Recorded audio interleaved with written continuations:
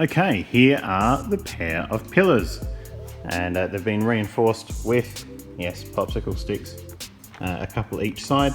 And the good thing is that that has taken a lot of the flex out of the pillar, so we're going to be able to wrap them and resin them without them warping out of shape, which is a big consideration.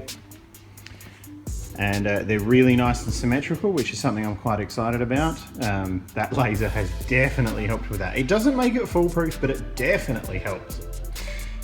So I've traced where the door rubbers end as well as where the dash lines up with these pillars, so we sort of know where our tolerances are for wrapping and coating these in resin. The next job is to roughen these up, because these are my favorite plastic, polypropylene, and nothing sticks very well to it. And that's not a huge problem with the way that I generally fiberglass these, but regardless, I do want to rough them up with some 40 grit so that we have the best chance and the most consistent adhesion that we can get out of these. So that'll be the next task, then we can wrap them.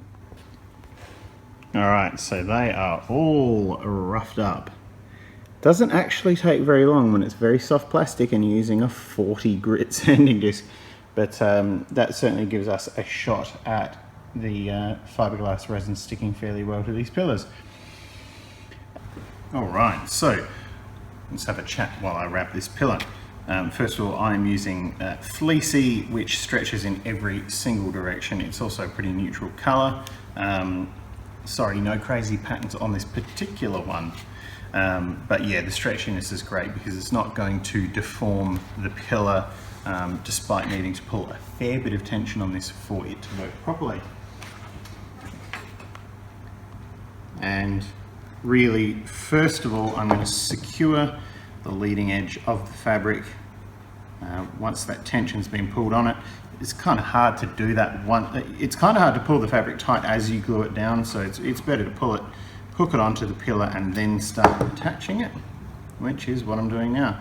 The good thing is that hot glue really doesn't take long to stick on, and it tends to stick quite well, but it's also easy to remove down the track, as you've seen already with aiming it. So just sticking all this on. And look, the thing with pillars is that the work you put into stretching the fabric correctly now really drastically saves the amount of work you spend down the track filling, sanding, reshaping, and all of that. So it really is worth putting that work in now to making sure this is all the right shape. Now the next thing is that down the bottom here, We've got our dash clearance, that's really critical. So I'm actually going to prioritize the way I pull the fabric in order to suit that. I'd love to make sure the camera is getting the best view. It's actually most important that I do, so sorry about that. I'm not really sorry actually. But you can see, I've pulled this fabric really tight here, and we've got a pull here and everything, but it is sitting dead flat all the way along here, all the way around the corner as well. That is actually really what we want. So, I might have even pulled it just a little bit too tight. That's great. So that first corner has been pulled to the right tension, and put a dab of glue there and pull that around. You also notice that I'm wrapping the whole pillar. Some people prefer to just wrap exactly where they need to change the shape of the pillar and leave the rest of it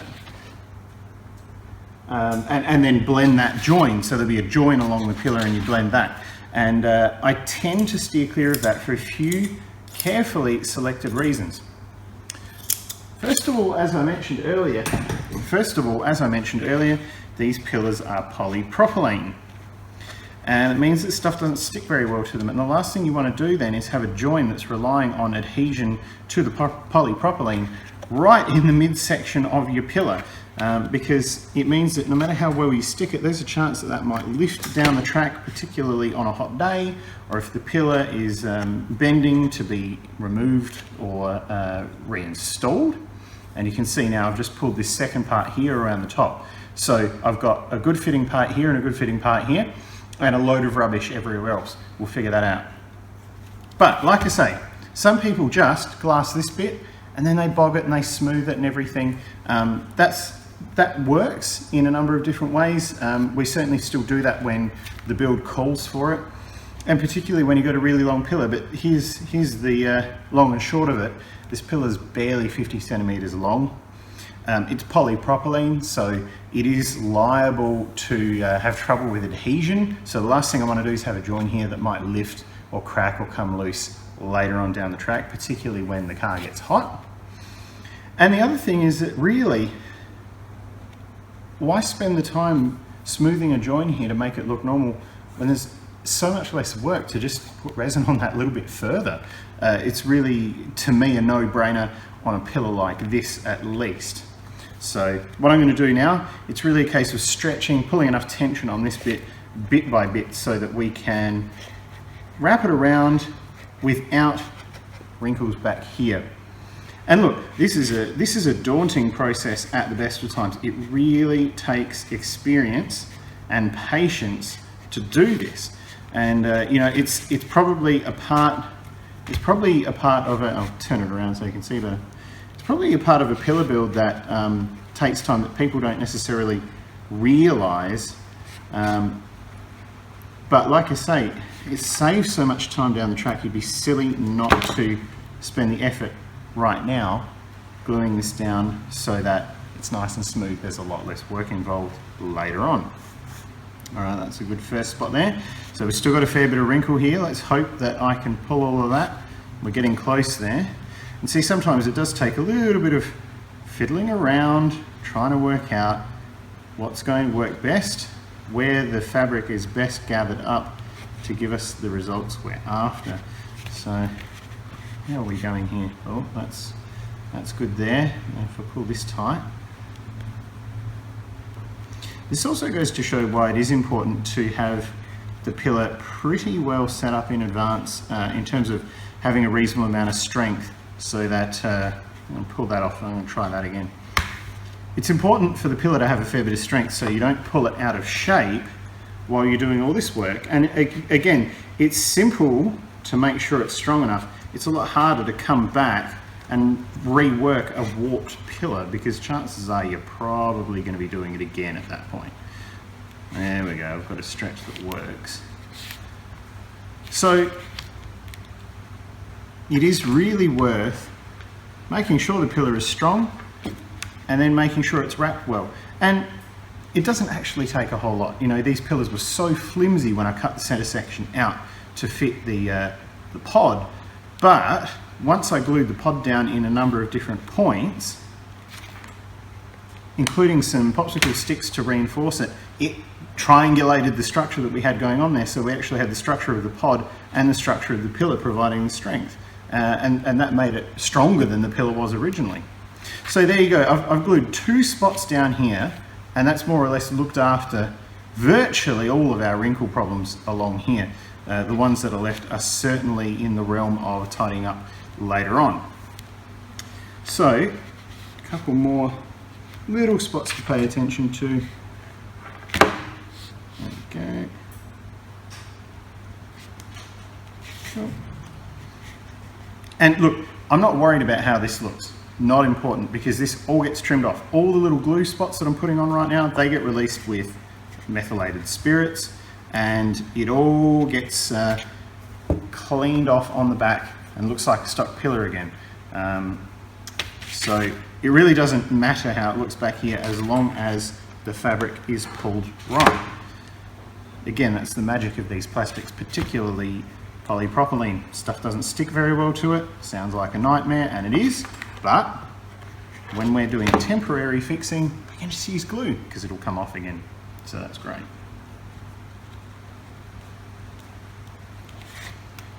We've got a tiny wrinkle there. That's well within body working later on.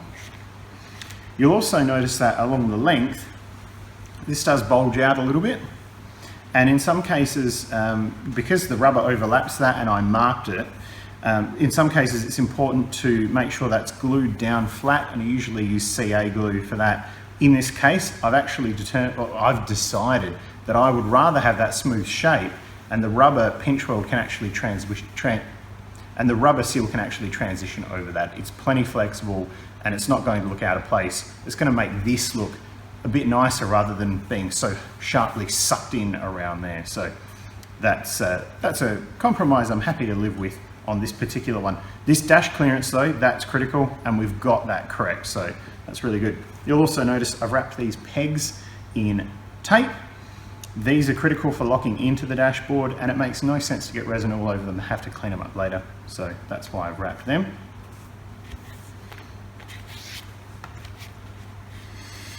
So we're nearly there. Really all we've got left to do is this top edge, and now is not the time to stop paying attention to what we're doing, because again, we don't want to make this top section ugly. We want it to look nice and neat, so we don't have to come back and rework it and bog it and smooth it and sand it later on. And I've just trimmed the excess there. It just makes it a little bit easier for me to handle along the way. And in fact, got a couple of wrinkles there. I reckon I'm going to pull a little bit tighter there as well. We've still got plenty of give. Like I say, this fabric has got stretch for days, so I'm really not risking warping the pillar. Worth worrying about at least. So that's working quite well. There we go. So yeah, just this top edge left to do. And it gets a little bit tricky. There's not a whole lot of room to squeeze everything in back here, but sometimes we can overlap glue dots and make it all work. That's also why I trimmed it a little bit, gives us a little bit more room to work instead of having spare fabric everywhere. Sounds like it's starting to rain after quite a hot day. Oof, it's a bit of relief. Okay. So one more pull there and I reckon we're going to be all right. Excellent. Now, there's a little concave section here, and that's sitting up quite high. It might not be obvious when we're done, but I don't really like that. That's on the leading edge, so I'm just going to pull that up. And I mean, that glue pulled off by itself. I don't even need to use methylated spirits. But if I pull across here, that sits that down flat against the surface of the pillar, which is what we want. So it just needed a little bit more tension than it originally had. But overall, I've got to say, these weren't really too bad at all to work on. I'm quite pleased with how smoothly and evenly they've wrapped. And that's always a really nice indicator that they're not going to be a complete pain in the ass to finish with trimming. That's still going to be a challenge on these, but for reasons I have chosen myself, which will become clear in future. So I'm just going to, there we go. That glue didn't quite hold. There we go, that's looking great. And you can also see that now this pod is taking a much more integral shape to the pillar, and you can actually see that it's, well, you might be able to see, it really doesn't stick out as much as it might have first seemed, and that's the daunting part of doing pillars.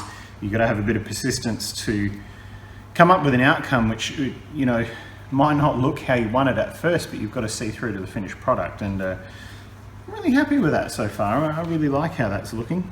I really like the lines, and I really like those transitions there, and I really like that back edge too. It's got an intentional shape to it. It's not just a bulge for a bulge's sake, just to make things fit. So we've got that, and here's one I prepared earlier in a very, very similar fashion, and that's always something I go for, is consistency on both, so the radii and everything match up, and I'm quite happy with that. And I'm quite happy with how these both match up. So the next step is going to be applying resin to these. So I'm not going to talk while I do that. It's a bit of a messy process. I'd rather just concentrate on it. But you'll notice I'm going to apply resin to the whole lot, and the more resin the better. That means we've got it soaking through and adhering to the pillar as much as possible. But you will notice that I'm only going to resin up to the edge here. It's not obviously relevant to resin in here, and it's going to be a lot easier to trim this out later on if I only resin to the top peak here. It's going to stick really well all the way around here, so to have the transition on that peak is going to work just fine. All right, so follow me next as I get the resin out.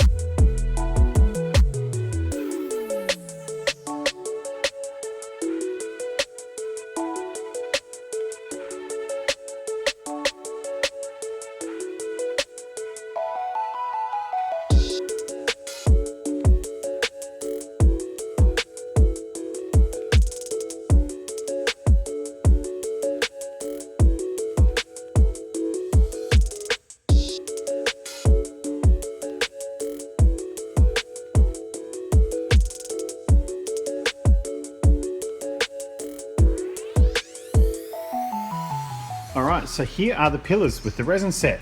I've knocked down a few high spots with the sander just to make it a little bit easier to keep going from here, but it's really taken very little work. And that's what I was saying, you wrap them properly, wrap them carefully, and it takes so much less work down the track. Now, you can see here that this is fairly dark down here and it actually transitions to being lighter. And this is where the fabric and the resin are together against the pillar as opposed to sitting proud here. So it's the same up the top, it's quite dark. There's only a few perhaps air bubbles or little voids which are fairly inconsequential. But the great thing is along here, it means that our clearance against the dash has only increased by the thickness of the resin and fabric. So that's fantastic. It means that we're not going to be creating unnecessary thickness there against the dash. So the next step for these is I am going to apply a couple of layers of thin, light woven strand mat. I think it's 250 GSM woven mat. That's going to keep it reasonably smooth, a bit like I did on the door trim pieces. It's going to make it really rigid. I wouldn't say that these are weak. They're actually, it's pretty hard to illustrate that on video, but they're really very rigid, but they could still be better. So I'm going to add a little bit of that mat purely where the fleecy is unsupported, where it's sitting off of the pillar, just to give extra strength to the structure, where the pillar's already plenty strong enough, but that could do with just a little bit more once we're doing pillars at this level. So that'll be my next step.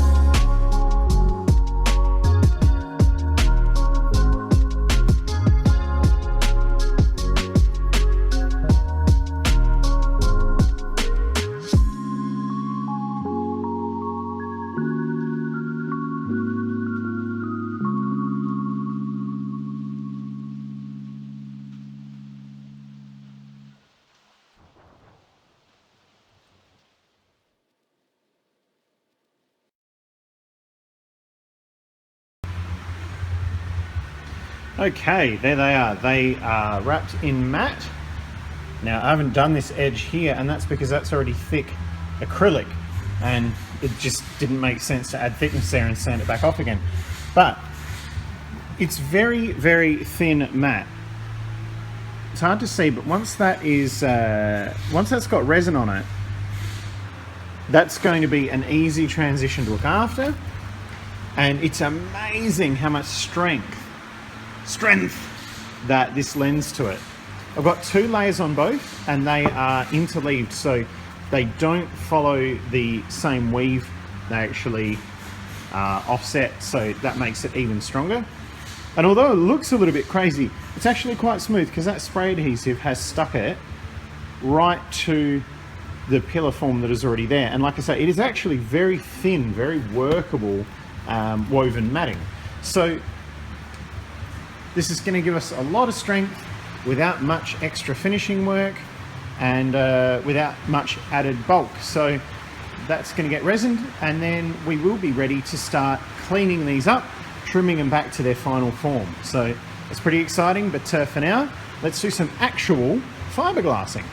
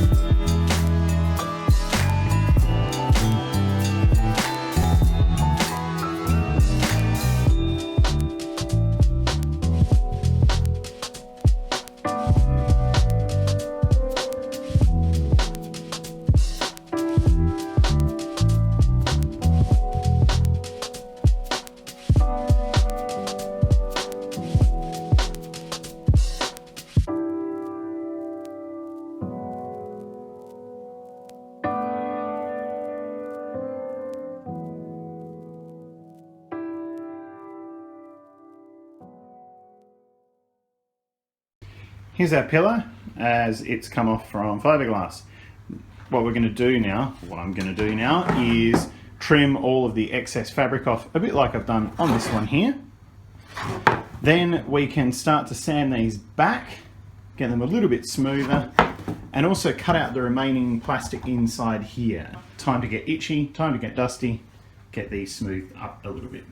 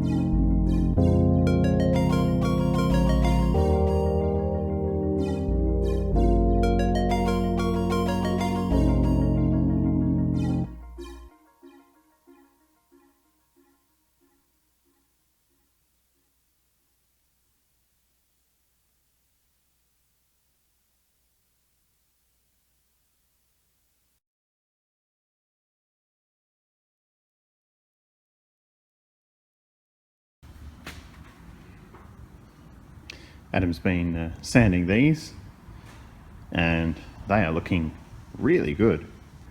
I'm going to give these a little bit of grey primer now so that we can see them a little bit smoother and identify more easily where they need a little bit of extra work. But they're definitely coming along really well.